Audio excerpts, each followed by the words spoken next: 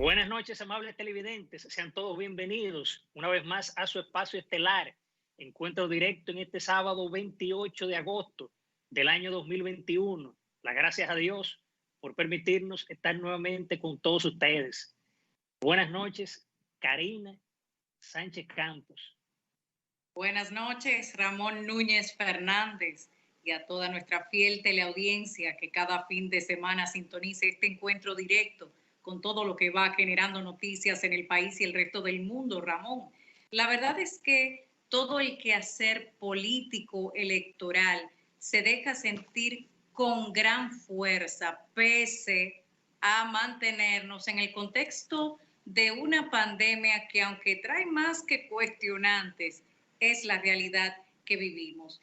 Y esto también, Ramón, nos hace pensar qué nos espera para el año 2024, porque ya se dejan sentir algunos vientos indicando algunas rutas. Exacto, justamente la oposición mantuvo, como quien dice, luna de miel para el gobierno durante prácticamente un año por el propio tema del COVID-19. Pasaron inclusive hasta los 100 días de gobierno y duraron casi todo un año. Y el expresidente de la República, Leonel Fernández, pronunció un discurso esta misma semana, el lunes, el cual fue una mezcla básicamente, Karina, de elogios, pero también de críticas, con muchas cosas referentes a este gobierno. Por ejemplo, en ese sentido, él abordó mucho el tema de que tratar de modificar la constitución del país para establecer la independencia del Ministerio Público debido a que ese órgano ya posee esa característica.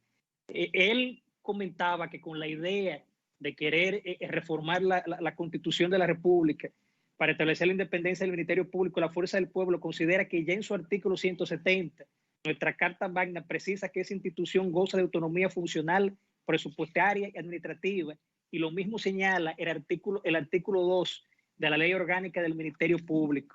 Pero también en ese sentido, Karina, él abordó lo del tema de, por ejemplo, reconoció que las autoridades han mantenido la estabilidad macroeconómica y un buen clima para la inversión, aunque todavía estamos, según él, en una fase embrionaria de recuperación de lo que habíamos alcanzado.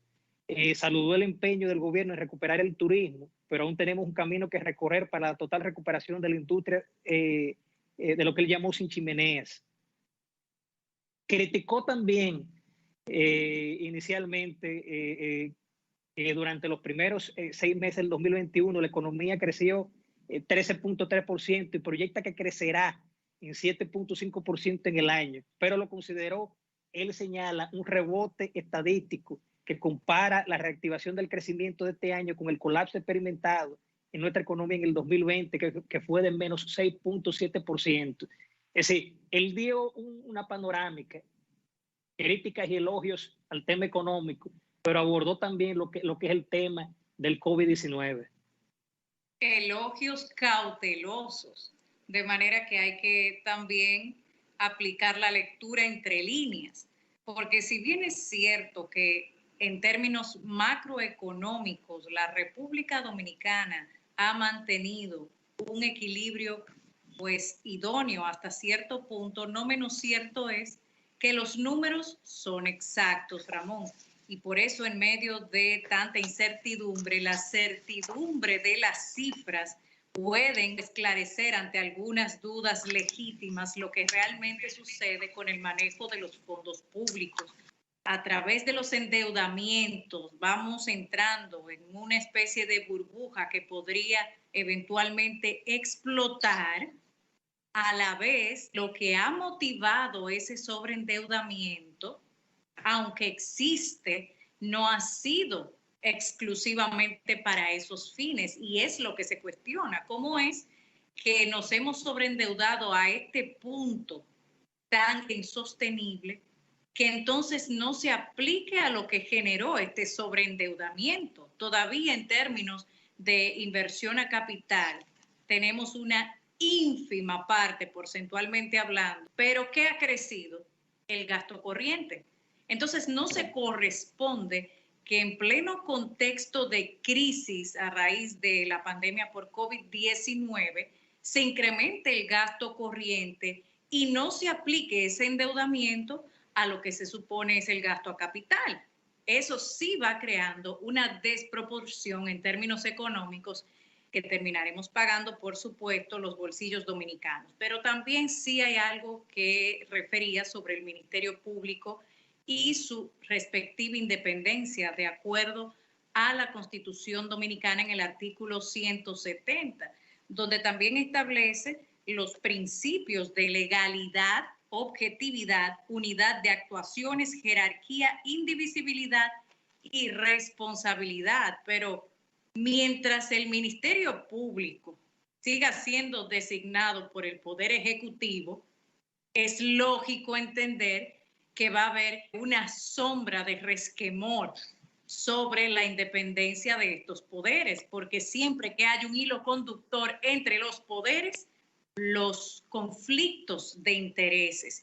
Pero ciertamente el doctor Leonel Fernández Reina tiene razón en el sentido de la autonomía funcional, administrativa y presupuestaria que dispone este artículo de la Constitución Dominicana, por lo que reformar algo sobre la base de lo que ya está escrito no tiene sentido alguno. Lo que sí es hacer valer lo que por ley presupuestariamente le corresponde al Ministerio Público antes que reformar la Constitución, reformar la conciencia nacional para atacar lo que en este momento tiene ley y debe aplicarse. Exacto. Hubo otra parte también, Karina, que él criticó, que fue el tema de la canasta familiar, con la misma situación del aumento de precios. Hemos visto últimamente también el aumento que se le quiere dar a este alimento del pan. Se criticó lo que es el tema, que es algo indispensable para muchas personas, lo que es tener los productos de la canasta básica lo más barato posible. También abordó el tema de la inflación alimentaria de la República Dominicana, que es la más alta de América Latina. O sea, él decía que sin embargo en esos mismos factores internacionales están presionando hacia el alza de los precios de los alimentos a todos los demás países de América Latina, con la diferencia de que la mayor parte de esos países muestran en los últimos 12 meses una inflación alimentaria moderada y que el problema radica en que la inflación alimentaria de República Dominicana. Es decir, mostró preocupación básicamente por ese tema. Pero también hay otro tema que parte de lo que la Organización Mundial de la Salud catalogó como pandemia por COVID-19 y toda esta burbuja económica a punto de explotar en todos los países del mundo. Nos referimos al estado de emergencia que esta misma semana se prorrogó por 45 días más. Decía la semana pasada que diera la impresión que de 45 en 45 llegaremos al final de los tiempos, porque la realidad es que nos aproximamos a 500 días gobernando bajo un estado de emergencia, pero lo que generó el mismo no es igual. De hecho, los controles que a nivel sanitario e incluso económico han sido tomados a lo largo de este larguísimo periodo, mucho mayor que cuando inició en medio de tanta incertidumbre, de manera que las condiciones no se corresponden para continuar extendiendo el estado de emergencia. Pero llama la atención, Ramón, que cuando pasó por la Cámara de Diputados, no hubo el quórum necesario y precisamente basado en lo mismo. Esto parece una nueva forma de gobernar bajo un estado de emergencia sin que las condiciones sean las mismas que lo originaron. Pero de inmediato, cuando no se logra esa votación, el presidente de la Cámara Baja, el señor Alfredo Pacheco, sale y al regresar unos minutos más tarde convoca una sesión extraordinaria en la que pasa este nuevo estado de emergencia. Me hizo pensar en aquel recurrente conejo que sale del sombrero de los magos y aparecía como un truco de magia.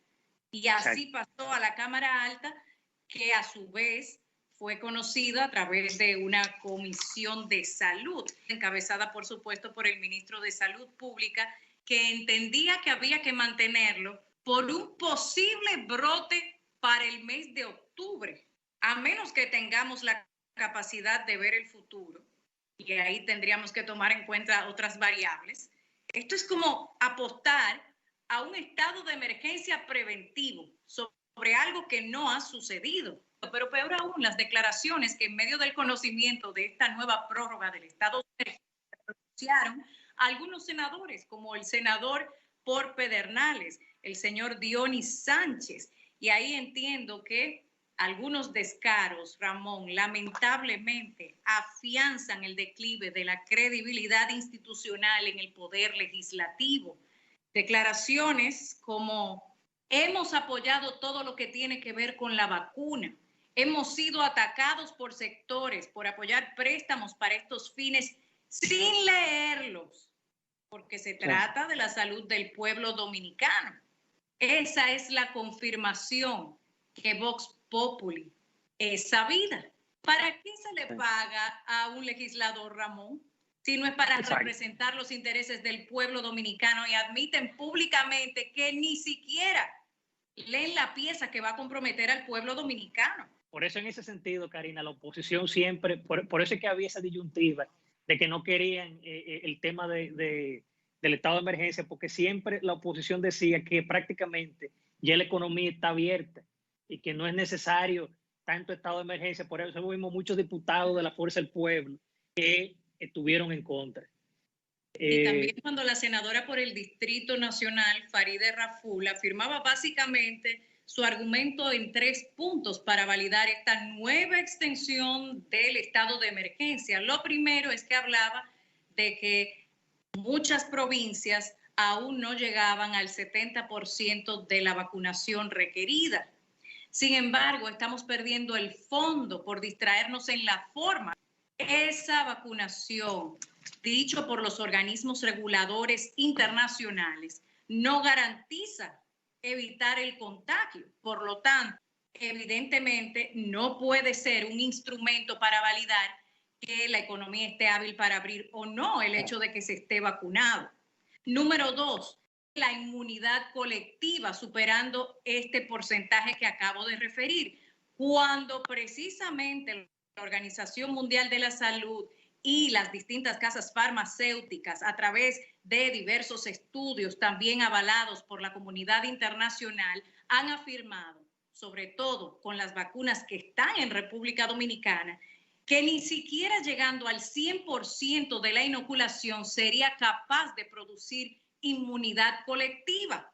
De manera que, ¿cuál es el fin de proponer un porcentaje para lograr algo que la ciencia ha demostrado que no será capaz de producirse? Y en tercer lugar, lo que afirmaba la senadora Raful sobre mantener el estado de emergencia de manera que se puedan seguir administrando las medidas de distanciamiento social. No es necesario mantener un estado de emergencia para aplicar el distanciamiento social y las medidas de higiene, porque el Ministerio de Salud Pública posee las facultades para que a través de una resolución se aplique el distanciamiento social y las medidas de higiene, como el uso de mascarillas, que hasta este momento hemos mantenido. De manera que son 3 falacias sobre las cuales se sustenta un método muy peligroso porque vulnera derechos fundamentales de manera innecesaria. Y solo miren los precedentes que ya hay en España, donde constitucionalmente se ha fallado a través de su máximo tribunal que estas medidas sobrepasaban los límites y no se correspondían. Exacto. Vámonos a una pausa, Karina, y retornamos en breve con el segundo bloque de comentarios.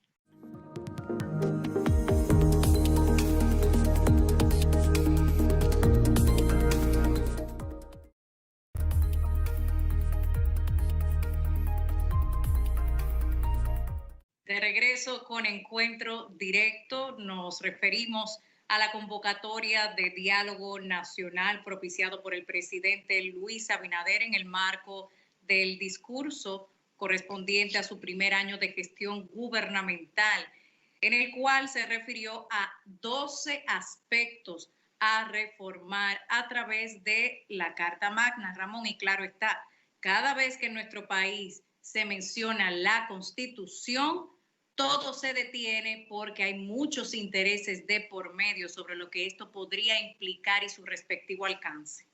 Exacto, es decir, justamente el presidente de la República, Luis Abinader Corona, invitó al liderazgo político en lo que fue el marco del Consejo Económico y Social a discutir 12 reformas.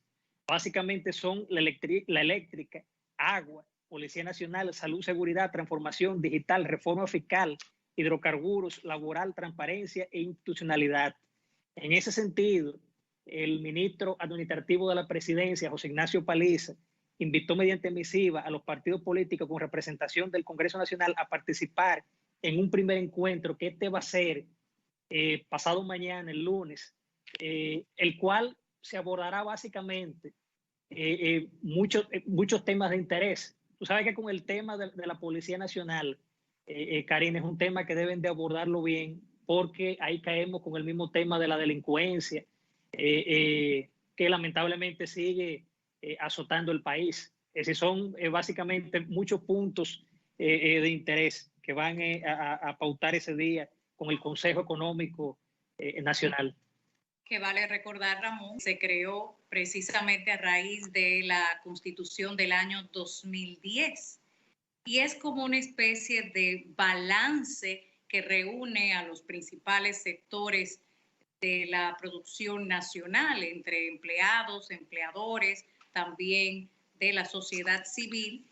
Y muy importante, Ramón, es que sobre todo esto que el presidente Abinader pasa como de necesidad a reformar, también está la reforma fiscal. Exacto. Es cierto que no debiera significar aumentar los impuestos. Sin embargo, de acuerdo a cómo se ha manejado la economía y de cómo sobre todo se han manejado los préstamos, podemos intuir que tendrá que afectar lamentablemente ese factor. Pero algo también que de la mano va con lo que esto podría implicar es que una vez abierta para reformar la Constitución, podría tocar el siempre conflictivo artículo 124 sobre la elección presidencial. Y hay un escenario muy distinto al de hace un año, porque lo que en un momento se constituyó en una oposición que funcionó como una especie de alianza estratégica para fortalecer el recién gobierno del presidente Abinader, a un año la carta cambia y esta oposición toma otros matices. Se ha reestructurado y lo que en un momento se usó como bisagra o propulsor, ahora es con esa misma fuerza echado de lado. Parece que el presidente Abinader ya no cuenta con esa fuerza opositora aliada, como en su momento hace un año. Y esto hace que el escenario se replantee, porque también hay un Partido de la Liberación Dominicana que, aunque sumamente cuestionado por la sociedad dominicana, no menos cierto es que para poder llevar a cabo estas reformas, el presidente Abinader está contando con el beneplácito de fuerzas opositoras, entre las que se incluye el Partido de la Liberación Dominicana, porque necesitaría votos para pasar adelante esas intenciones. A mí lo que realmente me llama la atención y en un sentido negativo es que en ese discurso él dio por hecho esas reformas sin antes haber consultado tal intención de una envergadura enorme. La única reforma urgente es una segunda restauración dominicana basada en los valores fundacionales de nuestro país: Dios, patria y libertad. Porque, ¿qué pasa con la Constitución del año 2010? Que no se ha ejecutado ni en un 50%, cuando ya estamos hablando de otros cambios sobre lo que ni siquiera se ha comenzado a aplicar. No bien caminamos y ya queremos correr. Pasar balance sobre la fiscalización de este marco constitucional y ajustar lo que haya que ajustar, pero no entrar en nuevos caminos cuando el que se ha trazado aún no está recorrido, porque el que mucho abarca, poco aprieta. Y eso afecta a la sociedad dominicana en su conjunto, que en medio de tanta tensión por la pandemia del COVID-19 no resistiría nuevos embates que dividirían aún más a la sociedad dominicana, ni hablar del infame Código Penal Dominicano, que todavía no termina de salir a más de 2 décadas del Congreso Nacional, Ramón. Exacto, sí. Con eso del Código Penal tenemos básicamente 20 años en eso. Tú señalabas ahorita, Karina, el tema de la oposición, y ya justamente, ya después de este primer año, ya vemos una oposición que tanto el PLD como la Fuerza del Pueblo van a dar señales de que van a ver, van a empezar a dar su punto de vista, a hacer su crítica, porque ese es el rol de la oposición, criticar cualquier cosa que esté sobre el tapete. Por eso el ministro Paliza la semana pasada indicaba eso mismo, que además planteó que tenemos la firme convicción de que ha llegado la hora de las reformas, de concentrarnos en modernizar a fondo nuestro país y alcanzar lo que hemos definido como la segunda restauración institucional, fiscal y laboral para la República Dominicana. Pero esto es un conjunto de cosas, como tú bien señalabas, de que tiene que ir de la mano con la oposición, de que haya esa doble idea de parte y parte. Teniendo en cuenta que el que gobierna es el presidente Abinader y no la oposición, porque al pan pan y al vino vino.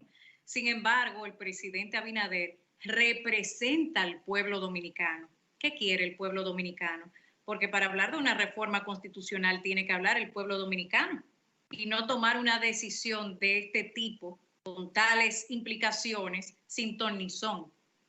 Asimismo, por ejemplo, cuando nos referimos a lo que vendría siendo la Estrategia Nacional de Desarrollo 2030, que manda al Consejo Económico y Social a convertirse en ese espacio para discutir y concertar los pactos nacionales que históricamente se han quedado rezagados como pactos fallidos, se constitucionalizó el Consejo Económico y Social en el año 2010 para romper ese histórico descrédito de pactos fallidos y poder concretizar con todas las fuerzas vivas de la nación. Esta misma semana, el Consejo en cuestión emitió una nota de prensa en la que refiere que el señor Rafael Toribio, quien preside actualmente el Consejo Económico y Social, expresa que en relación al pacto fiscal espera que el Poder Ejecutivo emita el correspondiente decreto de convocatoria y el documento con la propuesta gubernamental a fin de iniciar el proceso de concertación del tercer pacto nacional previsto por la Estrategia Nacional de Desarrollo y sobre otros pactos como el del agua, sobre el cual tengo mis reservas, de manera que ellos están a la espera de que el Poder Ejecutivo trace la pauta para comenzar a concertar con los distintos sectores. Exacto. También ellos señalaban que van a darle seguimiento a lo que es el sector hidrocarburos, laboral y transparencia de la institucionalidad, que también es otro tema, el tema de los hidrocarburos, de los combustibles. Y de la fórmula que nunca da. Exacto, así Pero es. Bueno, sobre todo, que tengamos comisiones bien estructuradas de veeduría ciudadana para el seguimiento oportuno de cada uno de estos llamados a pacto por sectores tan importantes. Así que cuando el presidente Abinader dice en sus propias palabras estar confiado que entre todos se puede conseguir en una sola generación dar un paso de gigante para estar entre los mejores del siglo XXI, pienso que hay que caminar con mayor cautela y en vez de dar un paso de gigante del cual tengamos que arrepentirnos, dar unos pocos pasos, pero cimentados sólidamente, de manera que indique un verdadero progreso, porque no se trata de competir con otros países que tal vez están dotados de mejores herramientas, sino de que cada punto de progreso sea para no retroceder. Exacto.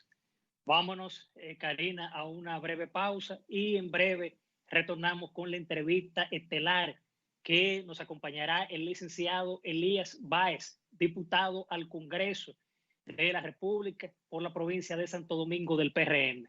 Ya volvemos.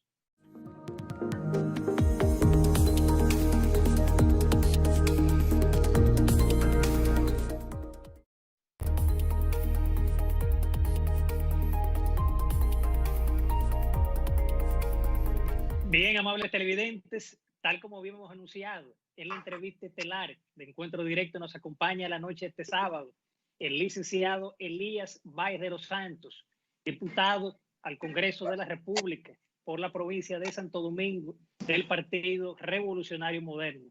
Bienvenido, Elías. Buenas noches. Buenas, ¿cómo estamos? Núñez, Karina, ¿cómo está todo? Gracias a Dios, bien. Qué bueno. Feliz de recibirle. Igual, gracias a ustedes. Elías, cuando ustedes eran en oposición, ustedes criticaban mucho el tema del estado de emergencia. Obviamente, ahora la aprueban y algunos opositores dicen que este tema de la extensión del estado de emergencia es una manera como de querer estar con la licitación de emergencia. ¿Tu opinión al respecto sobre esto? Mira, tú sabes que cuando la pandemia empezó, que realmente era una pandemia que teníamos todo temor, porque ni siquiera conocíamos los efectos del COVID, no sabíamos lo que iba a pasar, la gente salía hasta con traje, como si fuera el ébola en África, y era un asunto realmente serio.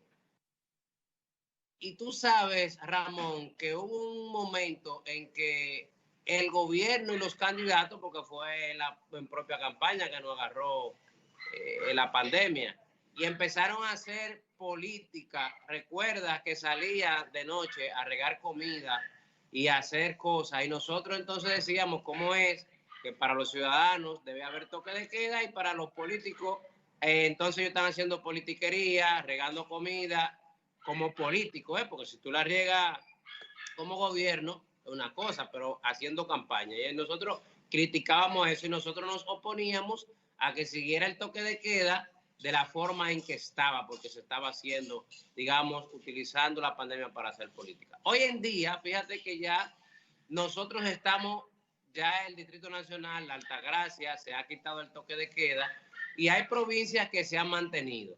Para mantener en la provincia donde todavía debemos ser precavidos, hay que tener el estado de emergencia, decretarlo, porque no podemos abrir. Todavía en realidad nosotros no sabemos si va a haber un rebrote, cómo esto va a terminar. Entonces no podemos nosotros alegremente decir, ya no hay toque de queda. No, debemos de hacerlo paulatinamente y fíjate que ya en 2 provincias lo hemos quitado y se va a ir quitando. Entonces, la verdad es que nosotros sabemos que los ciudadanos están cansados. El mismo presidente de la República, Luis Abinader, ha dicho que hasta él está cansado, su familia está cansada, todos estamos cansados del toque de queda, pero no podemos alegremente quitarlo. Fíjate que en Israel, donde fueron el primer país que más se ha vacunado con Pfizer y que llegaron a un 80%, un 90% de gente vacunada, hubo un rebrote.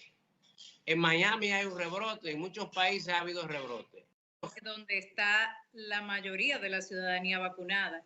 Y esos son otros de los aspectos con este fármaco que aún se encuentra en fase experimental que debiera ser abordado a mayor profundidad. Sin embargo, hay otro aspecto, diputado, que es muy importante para el presidente Abinader, porque apenas tiene los primeros 12 meses de este muy difícil tiempo que le ha tocado gobernar. Hace 3 meses usted refería a través de sus redes sociales, cito, que si los funcionarios dejan a los empleados del pasado gobierno, será difícil cumplir con el cambio. Pero colocar eso versus los despidos sin prestaciones laborales, ¿cómo conciliar estos dos polos? Fíjate que Luis Abinader mandó a parar las cancelaciones porque los funcionarios, los ministros y directores no tienen dinero para cancelar porque producto de la pandemia estamos en una crisis económica. Tú sabes que ha bajado las recaudaciones a pesar de que en algunos renglones ha subido, en otros no. Y hemos tenido que tomar préstamos porque estamos en crisis. Realmente se han parado las cancelaciones por eso. Todos los entendemos, sabemos que son dominicanos, que son ciudadanos los que trabajan, aunque sean PLDistas, también tenemos que pensar en ellos. Si no hay dinero para darles prestaciones laborales, entonces tenemos que mantenerlo ahí hasta que aparezca el dinero.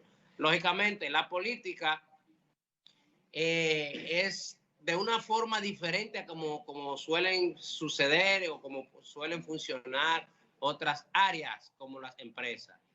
Todo político, todo el que hace política quiere tener participación en el gobierno cuando llegue. Unos de una forma y otros de otras. Entonces, lamentablemente, eso es así en el mundo entero, no en República Dominicana, porque en Estados Unidos, cuando llega un partido nuevo, tú ves que los embajadores, los cónsules, los secretarios de Estado son personas que tienen que salir porque entró un nuevo partido. Aquí, o sea, diputado, que usted sugiere que el presidente Abinader tendrá que gobernar con el caballo de Troya dentro. Bueno, yo entiendo que luego que terminemos, porque esto no va a durar para siempre y Luis tiene 4 años, un periodo. Yo entiendo que a medida que la economía se vaya recuperando, entonces hay que buscar dinero para ir gobernando con los PRMistas, porque tenemos que gobernar con los PRMistas. Y los compañeros, digamos, los ciudadanos dominicanos que son PLDistas, que han estado ahí 20 años en el gobierno, bueno, que con sus prestaciones pongan un negocito y sigan su vida y continúen trabajando, porque la verdad es que esa es la realidad política. Licenciado, usted fue fiscal.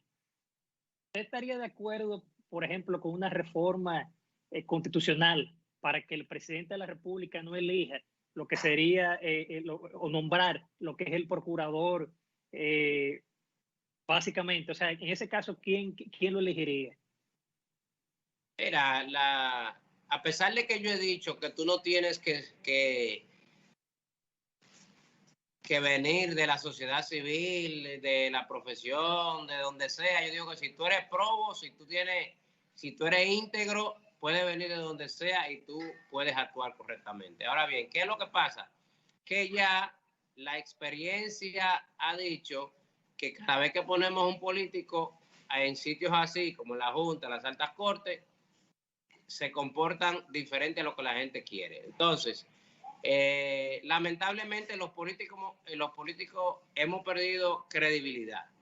Entonces hay que poner a una gente que no esté ligado a los partidos políticos, porque se han manejado mejor en ese entonces. Entonces, sí, yo estoy de acuerdo que sí, que la Procuraduría debe manejarla no el presidente de turno, sino que sea elegido por un órgano, puede ser el Consejo Nacional de la Magistratura, aunque está compuesto en mayoría por políticos, pero son los que eligen a los jueces y son los que eligen a las altas cortes. Entonces yo entiendo que podría ser así. Fíjate que incluso el defensor del pueblo, que habían otros aspirantes ligados a partidos, el pueblo exigió que pongan a una gente que no esté ligada a partidos. Y Luis Abinader, cumpliendo con su promesa de que quiere transparencia, porque eso es parte de la transparencia, de tener gente que aunque tú actúes quizás de forma inadecuada, pero no está ligado a mí. Eso fue porque tú lo decidiste.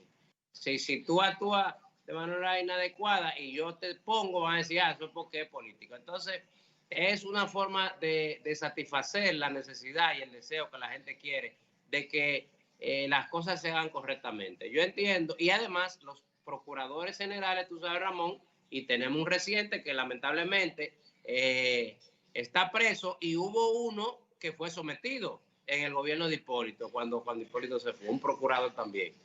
Y los demás han sido cuestionados porque, por ejemplo, mi amigo Domínguez Brito, que fue prácticamente mi jefe, cuando hizo un sometimiento, luego no apeló a la Suprema y dejó eso así, porque ya en el momento de la política y la campaña había que hacer un acuerdo para que el presidente de turno ganara. Y todo eso se ve, ¿entiendes? Entonces se ha visto que sí, los procuradores que vienen de los partidos siempre tienen las aristas de que favorecen a sus allegados. Entonces yo entiendo que sí, que hay que modificar la Constitución y que se elija a través del Consejo o cualquier otro método se puede utilizar. Bien, con su permiso, licenciado, y con el de los amables televidentes, nos vamos a una pausa comercial y en breve retornamos con la entrevista estelar de Encuentro Directo.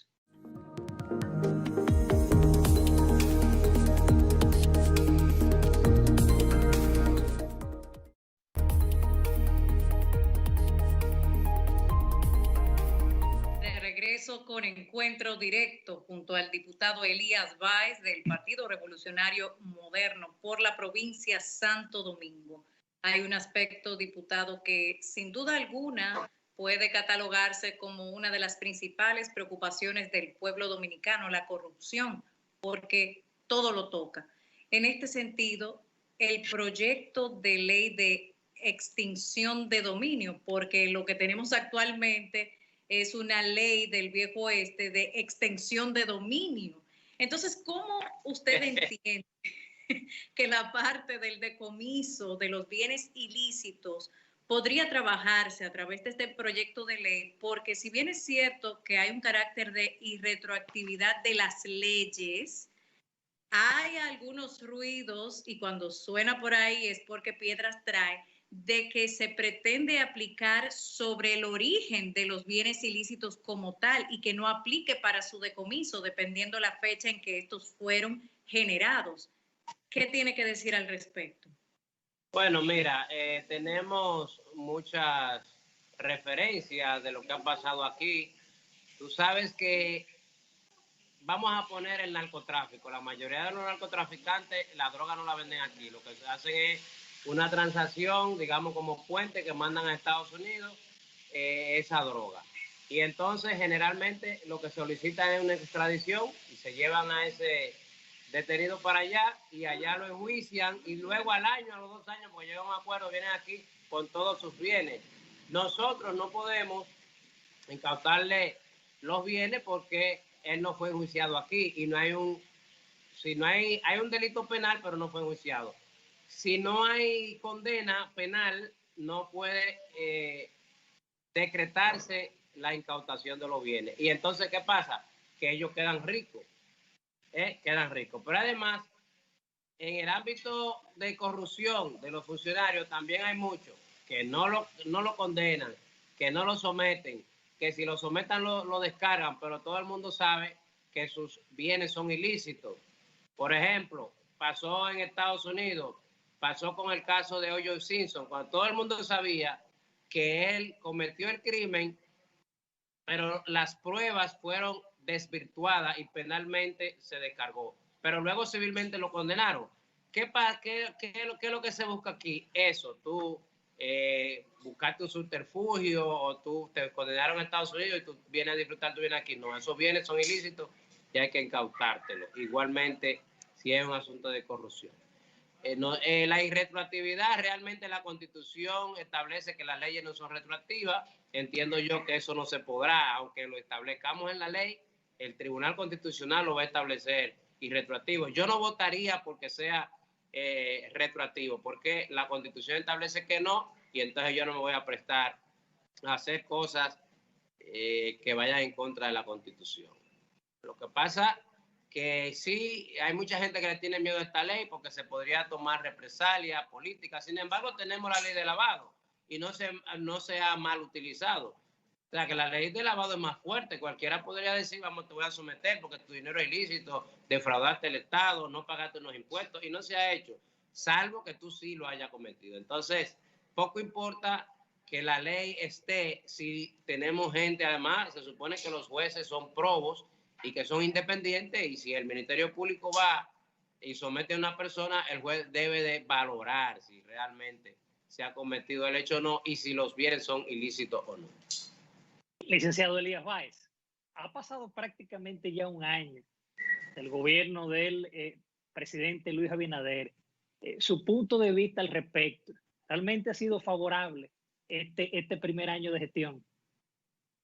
Mira, lo primero que debemos de evaluar en la situación que estamos de catástrofe y cuánta bulla se hacía en el año anterior, cuánta denuncia, estábamos despavoridos. O sea, el pueblo estaba, que un día se tiraba a la Plaza de la Bandera, un día hacía huelga, un día hacíamos cacelorazo. En la prensa todo el mundo denunciando la corrupción y todo lo que había. Y fíjate que cuando llegamos hemos descubierto toda la corrupción que había. Creo que el pueblo necesitaba esta paz, este descanso. El pueblo necesitaba renovarse de gobierno. Y se ha gobernado con prudencia. Se ha gobernado con prudencia y con transparencia. Fíjate que dentro de los del PRM han habido gente presa y destituido a un año de gobierno. Cosa poca vista. Tú sabes que en el gobierno del PLD los rumores y no pasaba nada. Aquí no solamente se destituyen, sino que se someten. Entonces eso es un cambio. Eso es parte de que la gente exigía, de que no te robe el dinero del pueblo y además de que te lo robe, también te burles de mí quedándote en el cargo. Entonces creo que la cosa va bien. Nos estamos recuperando, el turismo se está recuperando la economía. Claro que hay sonido, que subió esto, que subió aquello, pero es producto de que estamos en una crisis económica mundial, no solamente en República Dominicana, y eso lógicamente que nos va a afectar. Pero hay prudencia y la prudencia te lleva a ti a un respiro, a que la gente diga, bueno, vamos a esperar de cómo se continúan haciendo las cosas y luego veremos y evaluaremos. Creo que lo hemos hecho bien y así lo dicen las encuestas. Lo que hay que seguir con esperanza, ¿verdad? De que Dios nos saque de esta pandemia. Ahora bien, el planteamiento de un excesivo optimismo a veces choca de frente, diputado, con otras realidades como, por ejemplo, las que tenemos con nuestro país vecino Haití, que no sale de diversas crisis. Si bien no ha salido de una, entra en otra y eso afecta directamente a la República Dominicana. Pero además, también se ha presentado recientemente lo acontecido en Kabul, Afganistán, y la República Dominicana está entre los países firmantes para apoyar al pueblo afgano para la salida de su gente de una manera, cito, pacífica y segura. En este sentido, aunque el canciller de la República no ha confirmado si nuestro país estaría en igual medida recibiendo refugiados de este país, lo mismo que también con la República de Haití. ¿Cuál es la realidad que podría enfrentar la República Dominicana siendo, a todas luces, un país pobre que independientemente de los beneficios que ha podido ir progresando, no estamos en condiciones de siquiera poder garantizarle a sus propios nacionales lo que estaríamos en condición supuestamente de garantizarle a dos países distintos? Bueno, la verdad es que yo he dicho que ese pueblo vecino de nosotros, no sé qué maldición le ha caído, porque si tú ves el trayecto de vida de Haití, o sea, ellos se recuperan de una y caen en otra. Cuando no es un ciclón, es un terremoto, cuando no es que matan a un presidente, cuando no es que destituyen un presidente, cuando no es que hay una revuelta civil. La verdad es que ese pueblo debe de dar más rodillas y levantar su cara hacia Dios. Y lógicamente nosotros no podemos cargar con los problemas de Haití, nosotros tenemos nuestro propio problema y como tú dices, Karina, nosotros somos un país pobre que también queremos recuperarnos y avanzar. Lamentablemente, Francia, España y los países que explotaron ese país tienen una deuda con ellos y deben de auxiliarlo. Nosotros podríamos ayudarlos en lo que podamos, pero nosotros mejor estamos para que nos den.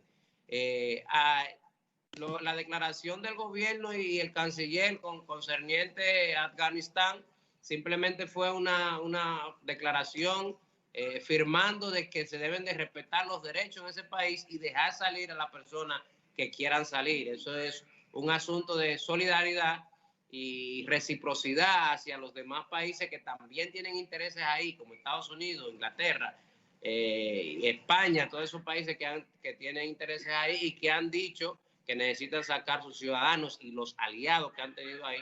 Y nosotros como aliados de esos grandes potencias, pues también le hemos declarado que se debe de respetar.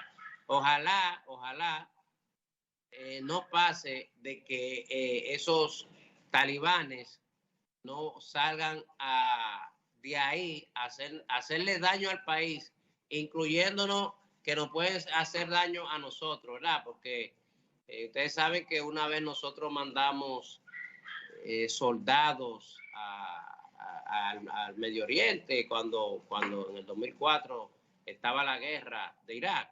Y ojalá que se demostró sin fundamento. Bueno, ojalá no haya represalia contra nosotros y que no haya represalia contra ningún país.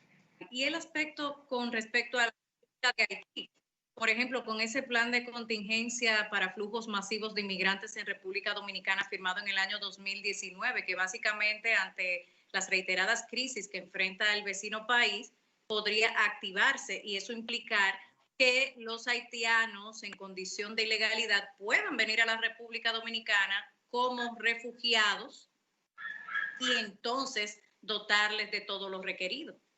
Bueno, la verdad es que tú sabes que han habido a veces firmas irresponsables, acuerdos irresponsables.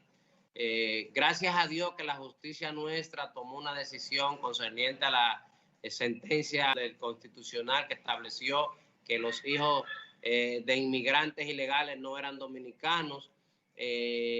Tú sabes que hay una agenda internacional que a veces quiere que nosotros nos hagamos cargo de los nacionales haitianos y de estar tomando refugiados aquí. Nosotros, como te dije anteriormente, nosotros estamos para que nos ayuden. Nosotros no podemos estar tomando ciudadanos de otro país a refugiarlo aquí. Si nosotros vamos a tantos barrios que hay gente con tanta pobreza que son dominicanos, en esa misma frontera tenemos muchos dominicanos pasando trabajo, entonces tú no puedes venir a refugiar ciudadanos de otro país con nosotros pasando trabajo. Otras potencias la pueden hacer porque tienen muchas ingenierías también, pero nosotros tenemos problemas.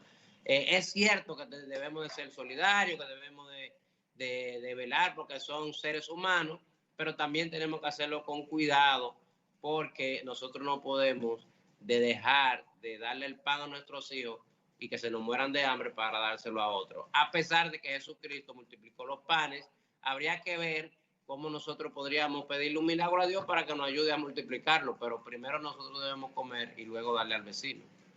Así es.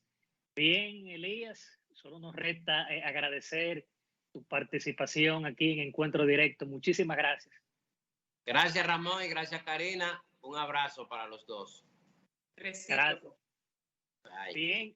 Bien, amables televidentes, nos vamos a una pausa comercial y en breve retornamos con la recta final de Encuentro Directo.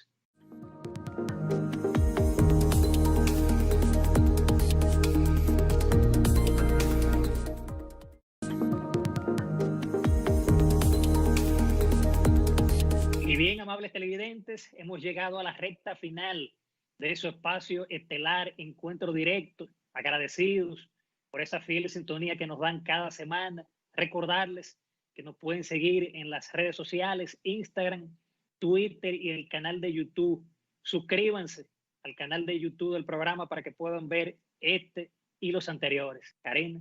Ramón, a propósito, es importante más allá de mirar, observar. Por eso reflexionamos junto a Rui Barbosa, escritor, político y jurista brasileño, al referir que la peor de las democracias es 1000 veces preferible a la mejor de las dictaduras. Que tengan buen fin de semana.